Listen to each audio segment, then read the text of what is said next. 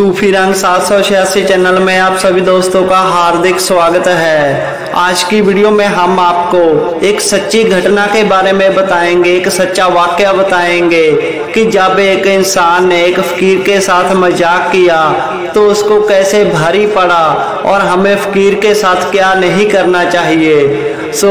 आज की वीडियो हम सबके लिए बहुत ज़्यादा ज़रूरी है। इस वीडियो को पूरा ज़रूर देखें और इस चैनल को भी ज़रूर सब्सक्राइब करें। प्यारे दोस्तों, यह वाकया, यह घटना सच्ची है। हमारे एक दोस्त ने हमें बताई है, पर उसने अपना नाम लेने से मना किया है।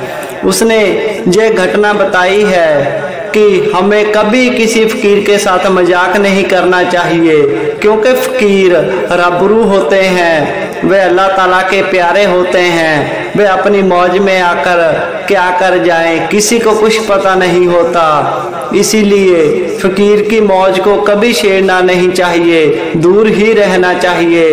अगर फकीर अपनी मौज में कुछ भी कर रहा है तो उससे सदैव ही दूर रहें। प्यार के साथ, इज्जत सत्कार के साथ आप दूर से गुजर जाएं, या दूर बैठकर देखें। फकीर की मौज को कभी ना छेड़ें, क्योंकि यह जो अपनी जुबान पाक से कहते हैं, जुबान मुबारक से कहते हैं, वह सब कुछ सत्य हो जाता है। अगर कोई इंसान किसी कामल फकीर को छेड़ता है, उसको तंग परेशान करता है, तो उसका हर्जाना हमें देना ही पड़ता है। किसी गांव में एक फकीर रहा करते थे, जो कि एक कामल फकीर थे।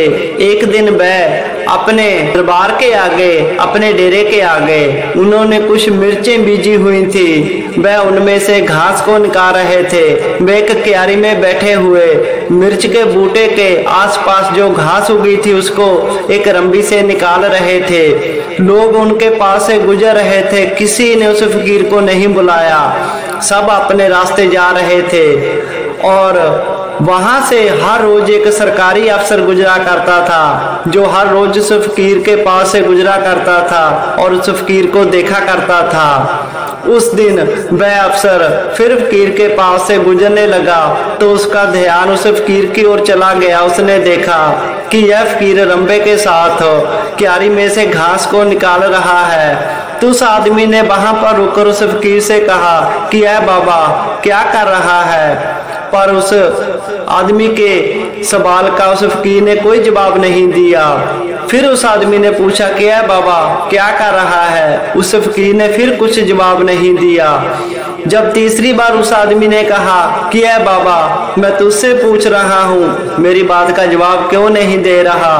तो उस फकीर ने मौज में आकर उस आदमी से कहा कि मैं तेरी जड़ें उखाड़ रहा हूँ। फकीर ने मौज में आकर कह दिया।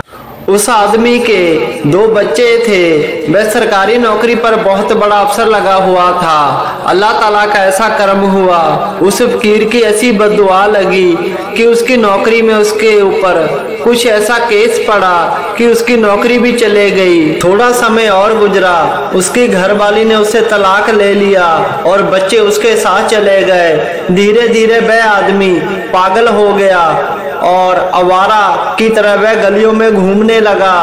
बात सिर्फ इतनी थी कि उसने एक फकीर को तंग किया था।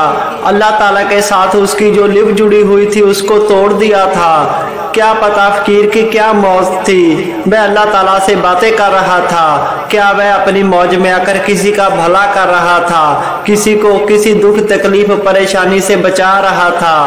क्या पता हमें कामल फकीर कब क्या करते हैं। इसीलिए तो कहा जाता है कि किसी भी कामल फकीर को छेड़ना नहीं चाहिए, उसकी मौज को कभी भी छेड़ना नहीं चाहिए, नहीं तो हमारी बर्बादी तय है। क्या हुआ? उस आदमी ने उस फकीर की मस्ती को तोड़ दिया। अल्लाह ताला से वह कलाम कर रहा था या किसी का भला कर रहा था, उस लिव को तोड़ दिया। तो फकीर के बचनों ने उसे उजाड़ कर रख दिया। सरकारी नौकरी चले गई, घर वाली तलाक देकर छोड़कर चले गई, बच्चे उसके साथ चले गए, वह खुद पागल हो गया, आवारा की तरह गलियों में घूमने लगा। ऐसे ही घूमते हुए उसको गांव वालों ने गांव से निकाल दिया। वह नग्न अवस्था में आ गया, अपने बदन के सारे कपड़े उतार कर फेंक दिए और नग्न अवस्था में ही वह घूमने लगा। कुछ साल ऐसे ही गुजर गए। अल्लाह ताला की रहमत को उस पर रहम आया। अल्लाह ताला ने सोचा इसकी गलती तो बस इतनी थी कि इसने एक फकीर को छेड़ दिया था। अल्लाह ताला खुद ही किसी भी इंसान को मुसीबत में डालता है और खुद ही उसको मुसीबत से निकाल देता है। इतना रहीम और करीम है अल्लाह ताला। एक बात पक्की है, जो इंसान ज्यादा अल्लाह ताला को मानेगा, अपने पीरो मुर्शिद को मानेगा, उसको जिंदगी में ज्यादा दुख सहने पड़ेंगे, क्योंकि ऐसे इंसान के इम्तिहान, उसकी परीक्षा बहुत ज्यादा होती है। पर जितने हम कड़े इम्तिहान देंगे, जितनी हम कड़ी परीक्षा देंगे, जब हम उसमें पास हो जाएंगे तो इंसान हीरा बन जाता है, सोना बन जाता है और वह फकीरी का मास्टर बन जाता है और अल्लाह ताला में विलीन हो जाता है। ऐसे ही थोड़ा समय और गुजरा। वह पागल आदमी घूमता घूमता अल्लाह ताला के रहमो करम से उसी फकीर के पास पहुंच गया, उसी के डेरे के आगे पहुंच गया। तो वह फकीर उस दिन भी मिर्चों के बूटे से घास निकाल रहा है। तो उस आदमी ने सोचा, उस पागल आदमी ने, कि यह फकीर तो पहले भी यहीं पर बैठा हुआ करता था और ऐसे ही घास निकाल रहा होता है। उसने फिर अल्लाह ताला के रहमो करम से उस फकीर को छेड़ दिया कि ऐ बाबा क्या कर रहा है। तो उस फकीर ने कहा कि आजा आजा, मैं तेरा ही इंतजार कर रहा हूँ, तेरी जड़ें लगा रहा हूँ। फकीर ने कहा कि आजा, मैं तेरी ही जड़ें लगा रहा हूँ। बस इतना कहना था कि वह आदमी की सूरत वापिस आ गई। वह उसी फकीर के पास बैठ गया और बातें करने लग पड़ा। इतने में दूसरी तरफ से एक गाड़ी आई, उनके पास आकर रुकी। उसमें से कुछ लोग उतरे और कहने लगे, पकड़ो पकड़ो इसको, पकड़ो, गाड़ी में डाल लो।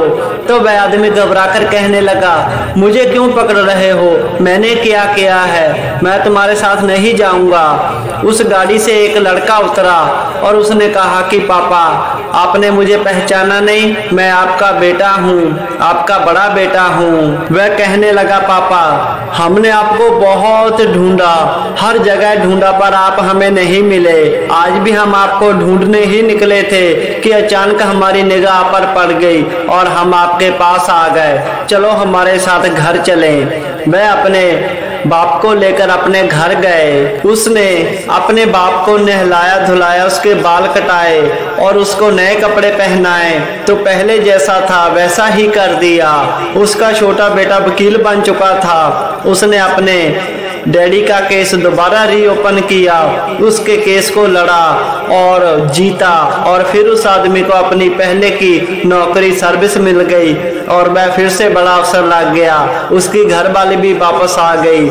जैसी उसकी जिंदगी पहले चलती थी बिल्कुल वैसी ही जिंदगी उसकी दोबारा चलने लगी। वह अपनी जिंदगी में बहुत ज्यादा खुश था। यह होती है किसी कामल फकीर की मौज। वह लाख को कख कर सकता है और कख को लख भी कर सकता है। वह जो चाहे कर सकता है। उसकी मौज में अल्लाह ताला की रजा होती है।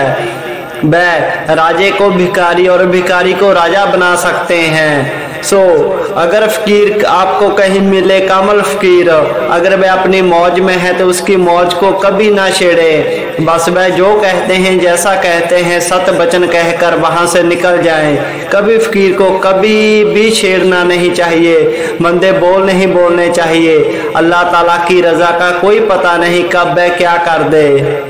आप किसी फकीर को मानते हैं या नहीं मानते हैं, बस चुपचाप वहां से निकल जाएं, क्योंकि फकीर की जुबान अल्लाह ताला की रजा होती है, अल्लाह ताला का रहमो करम होता है। वह जो चाहे कर सकते हैं, जो बोल देंगे अपनी जुबान मुबारक से वह सत्य हो जाएगा। अगर वह मुर्दे को भी कहे कि उठकर भागने लगे तो मुर्दा भी उठकर भागने लगेगा। इतनी शक्ति, इतनी पावर होती है एक कामल फकीर में, क्योंकि पता नहीं कितने जन्मों की तपस्या, भक्ति, इबादत होती है उनके पीछे, जिससे अल्लाह ताला उनकी हर बात को सच करता है, अपनी रजा को शामिल कर देता है किसी कामल फकीर की जुबान में। आप भी इस बात का खास ख्याल रखना, कभी किसी कामल फकीर को, किसी भी फकीर को मत छेड़ना। अगर आप मानते हैं या नहीं मानते हैं, बस चुपचाप वहां से चले जाएं। अल्लाह ताला की रजा में रहें, अच्छे कर्म करें, अपने माँ बाप की सेवा करें, दूसरों के साथ भला करें, भलाई करें, कभी किसी के बारे में माड़ा ना सोचें। अल्लाह ताला आपकी हर आस मुराद पूरी करे। आमीन।